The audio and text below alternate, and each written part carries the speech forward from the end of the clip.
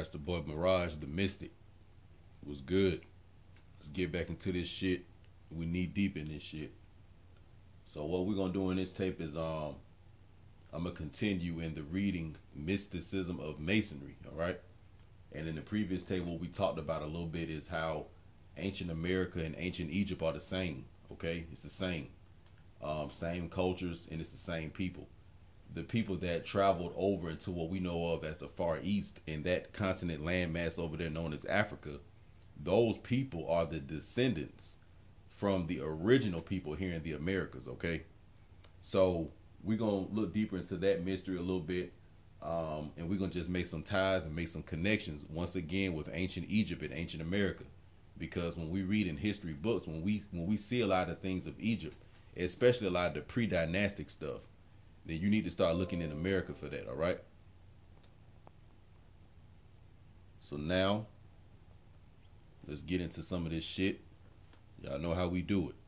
So we're going to read, and then we're going to analyze. Now, this is the first part I'm going to read. We went over it in the last tape, but I just want to hit on it one more time. When following the course of the prophetic constellations, those immovably and perpetually fastened upon America are reached, it will appear that, while all that is sublime in the prehistoric past centers upon ancient America or Atlantis, and as the curtain which has hitherto concealed the prehistoric connection between the peoples of ancient Egypt and America is lifted, it will be known that the people of the Eagle of the Nile, being descended from the original people of the Eagle of the continent, the two are one, and that prehistoric America was the original Egypt or Eagle Land prior to the mighty dispensation in the days of Peleg, when the earth was divided and the great globe itself was nearly rent asunder. And that's written by Parsons in his book, or her book, New Light from the Great Pyramid. So real briefly, let's go through this. So the first thing is that the author is saying that the prehistoric past centers upon ancient America, but is also calling America Atlantis. So that's the first thing. Go ahead and drew that in your subconscious mind, is that this mystical place that we want to know of as Atlantis, you're sitting on the western portion of it. So it didn't go anywhere, okay? Then it goes on to say that there is a prehistoric connection between the people of ancient Atlantis or ancient America and ancient Egypt. Now, we have some artifacts that have been found on the American soil that can date back to some of this stuff, okay? For example, in the lands of North America in the West, in the Grand Canyon, which is being heavily guarded by the United States and which is being ignored by the Smithsonian Institute, there were artifacts and certain cavern cities found with Egyptian relics, Egyptian hieroglyphics, Egyptian monuments, etc. Okay. So the first thing is you got to ask yourself, why would they be finding that here in America? And also, I would also bet you that the artifacts that they found, when they quote unquote carbon dated it, I guarantee you it's much older than all the dynastic Egypt, and more than likely to go back to a time that they really don't want to admit. Some stuff like 70,000 BC, 80,000 BC. So that's another thing. So let me give you all a psychological vision of what I'm dealing with here, so you all will see in time. Usually when they give us the dynastic period of Egypt and that history, they really don't like going no further back than like 3000 BC and stuff like that, okay? So the stuff that I'm sitting here talking about, I want you to imagine in your mind 50,000 BC, 80,000 BC, 60,000 BC, 90,000 BC, 150,000 BC, 400,000 BC, 800,000 BC. Like, I need you to picture that in your mind when I'm talking about ancient Egypt and ancient Atlantis. I'm not talking about anything concerning less than 20,000 BC. You know, I'm not talking about anything that's 10,000, 5,000 BC. It's not old enough. And to be real with you, even 20,000 BC is not old enough. Okay. So most of these Egyptian things that they finding are really going to be dating back to about 50,000 to 100,000 BC. But they're not going to tell you that because the people who are in control of academia right now want to colonize the minds of students and make us think that the world is no older than 6,000 years old. And the reason why they want us to think that is because they can't really trace their genetics back no older than that. Okay? Or at least they can, but they don't want to tell you what it's really connected to. But nevertheless, when we think of ancient America and when we think of ancient Atlantis, when we think of ancient Egypt, think of in your mind, like I say, 320,000 BC, 790,000 BC. This is Atlantis that I'm talking about. All right. Then it goes on to say, like I said, the original people of the Nile are from America. So let's move on. All right. So the next quote. It's another author named Agassiz. Agassiz wrote, quote, "Firstborn among continents, America has been falsely denominated the New World." So before I even keep going on, look at how powerful this is. Firstborn among the continents, America has been falsely denominated the New World. So you know how in history they try to tell you that America is the New World and, you know, these Europeans just found this new place and all this different stuff. Well, of course, up to now, we know that that's not true. Okay. America actually is the old world, the ancient world, the predynastic world. Okay. The cosmic worlds, the Atlantean worlds, the Lemurian worlds. That's what America is. Once you start talking about dynastic stuff, that's not old America no more. All right. That's now the children of old America. So moving on, first among the continents. So this is saying that America is the firstborn among the continents. So let me ask you this. So let's say that when the Most High first manifested Malkuth from the state of Kether, that it was formless and void and was a ball of plasma etheric water, let's say. That's what the globe was, etheric water at one point. And then through, of course, the process of density, the earth manifests into what we know of as liquid H2O, a ball of liquid H2O, all right? Now, let's say then, through the natural process, you start to have physical land now emerging from up under the H2O. These first land masses that emerged from up under the H2O are the Americas. So now you can see how old you really are and how long you've been here and how you are the mothers and fathers of a lot of the indigenous people of the planet. Let me repeat that. The ancient Americans are the mothers and fathers of a lot of the different indigenous peoples of the planet. All right, let's move on. Hers was the first dry land lifted out of the waters. Okay. Hers was the first shore washed by the oceans that enveloped all the earth besides. And while Europe was represented only by islands rising here and there above the sea, America already stretched in the unbroken line from Nova Scotia to the far west. So right here we have a brief history by Agassiz telling us that first, that America was the firstborn among the continents and has been falsely named the New World. Next is that America was the first dry land lifted out of the waters, where man had his beginnings. So when we read in Genesis, and that's another thing, when we read in a lot of our, you know what I'm saying, the text that our ancestors wrote, you got to look at it from multiple points of view. So some of it may be an astrological point of view. Some of it may be a social point of view. But when we look at Genesis from, let's say, a geological point of view, that in the beginning, when man first was, you know, created after the state of the earth being formless and void, this is the Americas coming into material fruition.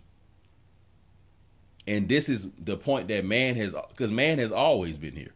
There was never a point when man was not. Even when the earth was not here, man was here.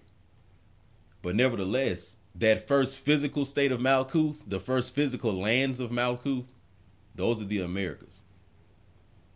And then it goes on to say that while Europe was only represented by islands, the Americas already were stretched from Nova Scotia to the far west.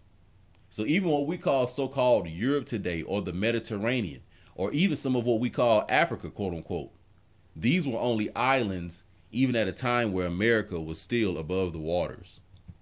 Just putting in perspective how old you are in comparison to the rest of the world and why people tend to hate on you very, very hard. Let's continue. Quote, America, the old continent, was evidently peopled from the still older continent, the author no doubt having in mind Lemuria, because there were only 8 persons saved at the deluge of Lemuria. The principal part of their posterity during the whole of the first century after that event occupied the very center of Asia. Some say that America was peopled by the Carthaginians, who possessed the Cape Verde Islands, which are only 3 weeks sail from that continent. So before we keep going on, let's look at this beginning part. So first we have that America was evidently peopled from the older continent of Lemuria. Now you all have heard me talk about that before, because in the ancient mythos of Amaru Meru, which is where the name America comes from, which is also where the word Meru comes from, which is also where the word or the term Moor comes from. But anyway, Amaru Meru is also Quetzalcoatl or Heru in the Lemurian stage. But just like Atlantis was once an empire that was destroyed from ego, prior to Atlantis, there was Lemuria, okay? So Lemuria is actually the parent of Atlantis, all right? So if you want to know which one is older, Lemuria would be older than Atlantis, all right? So if Atlantis is, let's say, 400,000 or 320,000 BC, then you know that Lemuria, now we're going into the millions. So we're talking about, let's say, 2 million BC or something like that, just to put it in a time context that we can understand. But nevertheless, the indigenous people of America are actually the sons and daughters of the Lemurians. So let me put it in another context. The Atlanteans are the sons and daughters of the Lemurians. All right. So that is how the Americans connect to Lemuria, because when Lemuria fell, and Lemuria also was a certain part where the land, like when we say things like Atlantis, Lemuria, Hyperborea, Polaris, these are just different stages of the landmass and how it was arranged on the continent, all the way going back to when it was all the watery etheric state. Okay. So that's what we mean by Atlantis, Lemuria, and stuff like that. So these land masses have always been here, or these continent, you know what I'm saying, forms, you know, that rose out of the water, that has always been here. But the way it has been arranged, that has changed throughout time. So when we say things like Atlantis, this is one arrangement of the landmass. We say things like Lemuria, this is one arrangement of the landmass. When we say things like Hyperborea, that is one arrangement of the landmass. Okay, so you know these are arrangements of the landmass as well. It's not necessarily also just a physical place, because some of us want to physically find Lemuria or physically find Atlantis. Sometimes that's not the right way to view it, because you may be actually sitting on it. So we want to look at it as an arrangement of the continents. Okay. So moving on, it also says that some of the Americans were peopled by the Carthaginians. And I can remember reading that before to you all, how the Phoenicians and the Carthaginians and how some of these ancient peoples settled here in the Americas. Okay. So moving on. Where do we want to go now? Oh, here we go right here. So it says that that they were peopled by the Carthaginians. And it says their ships having women and children on board might miss the intended islands before their invention of the compass, and if so, they inevitably would be driven by the trade winds to the coast of America. Others, judging from the similarity of some religious rites, have conjectured that America was peopled by the 10 tribes at the dispersion of Israel. Some think it received its population from China or Japan. Others that it was colonized by some wandering tribes of Japhet who penetrated into the trackless regions of North America by the Straits of Asia. We know it may have not been that latter. That sounds like the Caucasian hijack. But anyway, some even have been bold enough to assert that America was not inundated at the deluge, and that consequently the Aborigines were antediluvians, the most ancient people on earth. Let's repeat that. Some even have been bold enough to assert that America was not inundated at the deluge, and that consequently the Aborigines were antediluvians, the most ancient people on the earth. So once again, we have another correlation that the Aborigines of America are the most ancient people on the earth. Moving on. Others suppose that there were a few individuals preserved on this vast continent at the deluge, that it might be without difficulty repeopled. We are also informed that America was with people after the deluge, at the same time as it were with other parts of the earth, from the spot where on the earth, where the ark is presumed to have grounded.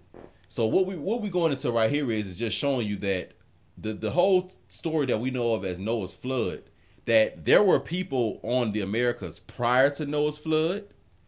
There were people on the Americas during Noah's flood, and there were people on the Americas after Noah's flood. So what is the common theme in all that? That there were people on the Americas in the ancient times. All right. So where am I at now?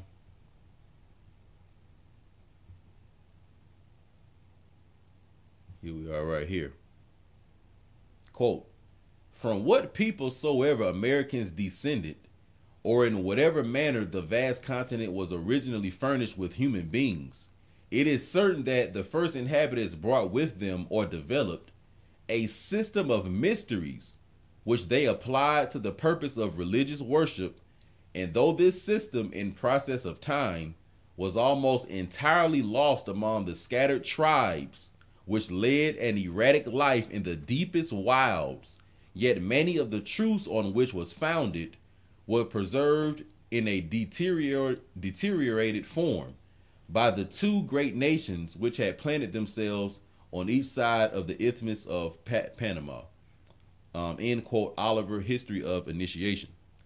So right here what we have is that what I find very interesting is in a lot of the books I've read before, you do have this very, very great quote unquote mystery of who are the original Americans and where did they come from. Well, it's very, very easy to figure it out, because all we got to do is do one thing. We can simply go to the Webster 1828 dictionary, where the Caucasians, when they first started to define things for themselves, when they were first given terms and given labels to call things, when they came to the Americas, not only did we teach them government, but we also told them the name of the continent, and we told them the name that we go by. Now, I don't know how they pronounced it in the ancient world, but what I can tell you is this: the modern day pronunciation of what our ancestors told the Europeans who we are is Americans. However they said it, however the syllables were announced, however the consonants were arranged, however the vowels were input, I do not know that. But what I can tell you is this: that the Caucasian people did not create the term American. That term was already on this land, and it was already being used by the people on this land. So we told them who we are. This is why in the 1828 dictionary, when you look up the definition of American, it says the copper-colored people on the continent prior to the arrival of the Europeans.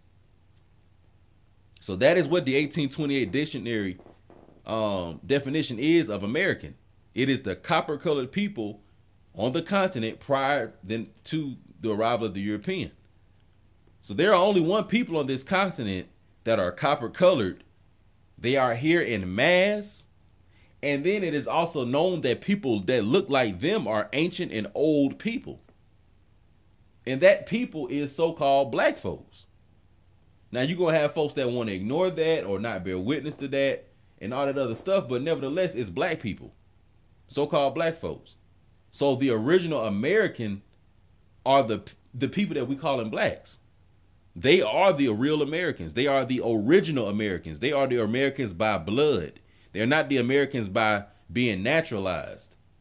So, for example, let's say if you are a foreigner and you come to the United States and you got to go through the whole citizenship test, and you got to go through your whole civics class and stuff like that.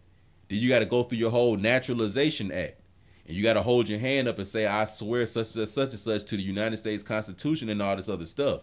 And then they become a quote unquote American. But that is not what black people are. Black people are Americans by birthright. They are the original indigenous people of the continent, the Aborigine people. So they are Americans by that lane, not by being naturalized. So our real nationality is American. You know, a lot of fuckery has been going on, and it has been a lot of confusion. I will admit that.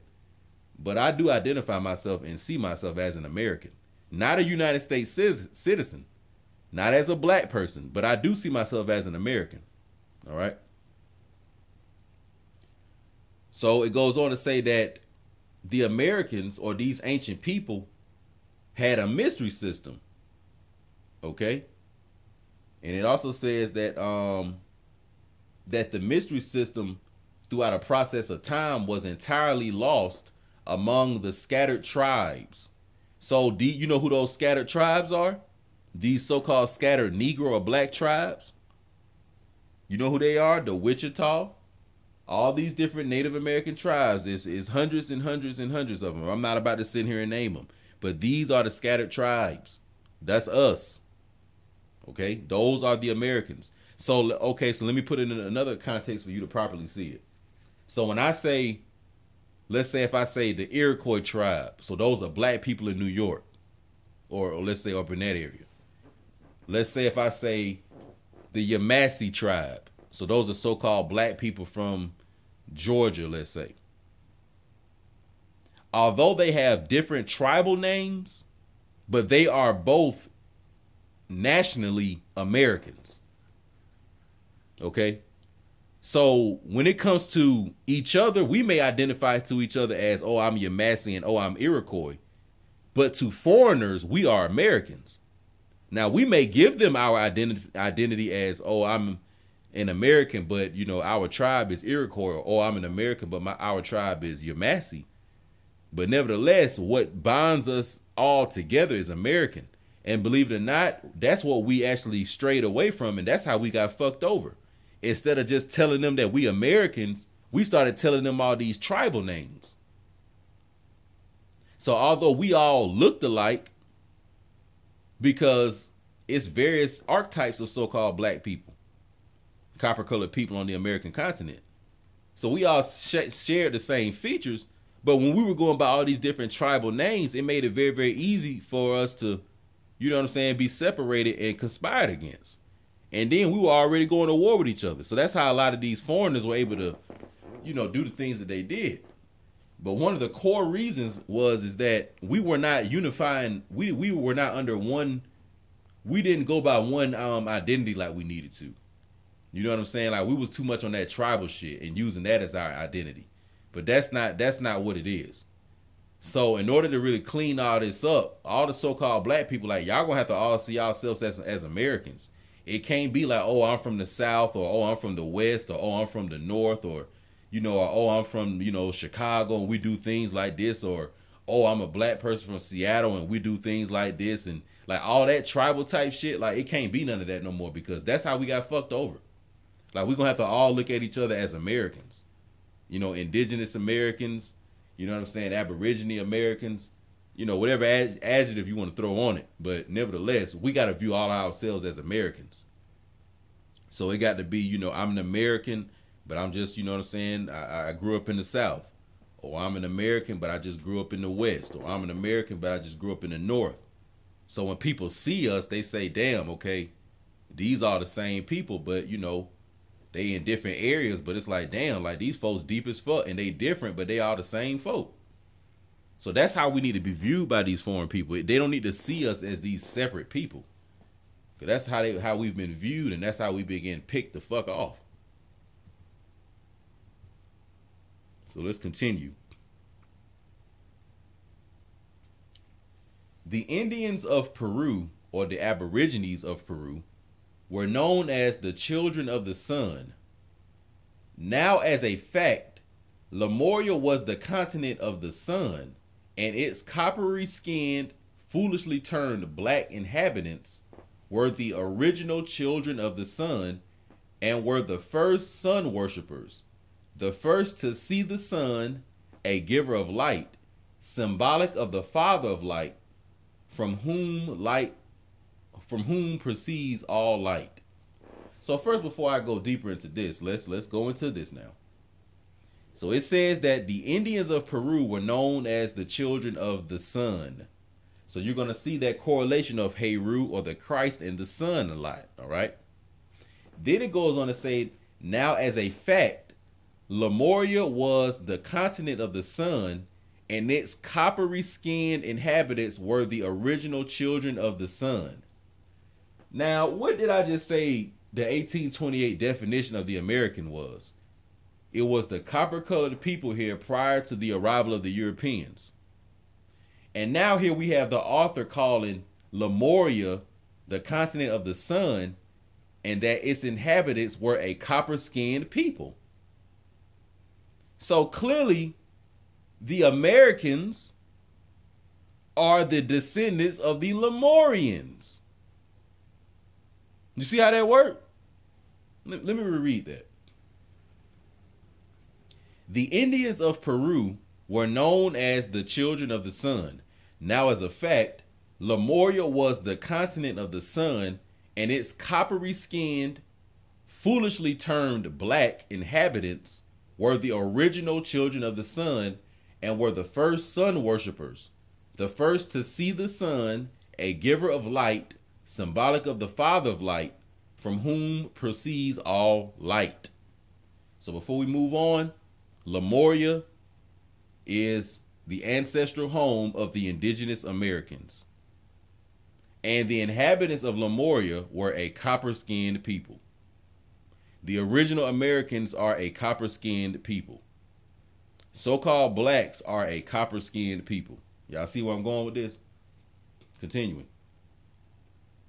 At the deluge, the inundation of Lemuria, some of these inhabitants found landing places, the quote dry land of the biblical narrative, on the remnants of Lemuria, which remnants of land have been connected, so to speak, with other new lands, which arose from the waters as Lemuria sank beneath the waves. These Lemurians became the sun-worshipping Indians of what is now America, as well as the countries now forming Mexico and Peru. Mexico and America were separated by a great stretch of water. The sandy soil of Tennessee and other southern states attest to the fact that once it had been the bottom of a sea. Even a state as far removed as New Jersey clearly indicates by its sand and its shrubbery trees that but lately, possibly 10,000 years back, the receding sea had given it up. So what we have right here is that parts of North America were once under the water. And a lot of the lands in the South can show you that. I'll give you one. All of us here in the Mirage universe know that Blackbeard is indigenous to the lands of what we call Georgia, okay? And we know here in Georgia, we have a particular type of clay, all right?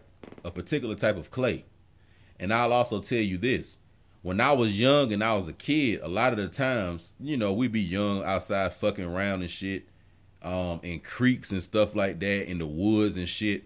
But I can remember being real young, and one time we were just digging up dirt and stuff like that, and we came across this reddish, copper colored type of like dirt clay, but it almost had these like silver type of specks in it. And I can remember just being like fascinated by it as a kid. But nevertheless, here in Georgia, our clay and our dirt and all that kind of stuff, it does have a particular look to it. Okay. And I can attest to this because I grew up here. So let's go over this one more time. It says that the landing places after the floods, of course, were the Americas. And it says that the Lemurians became the sun-worshiping Indians of what is now known as America. All right. So as I said before, the Atlanteans are the descendants of the Lemurians. The Lemurians would be the grandparents of modern day Americans. All right. Then it goes on to say that Mexico and America were separated by a great stretch of water, and that the sandy soil of Tennessee and other southern states attests to the fact that it once had been at the bottom of a sea.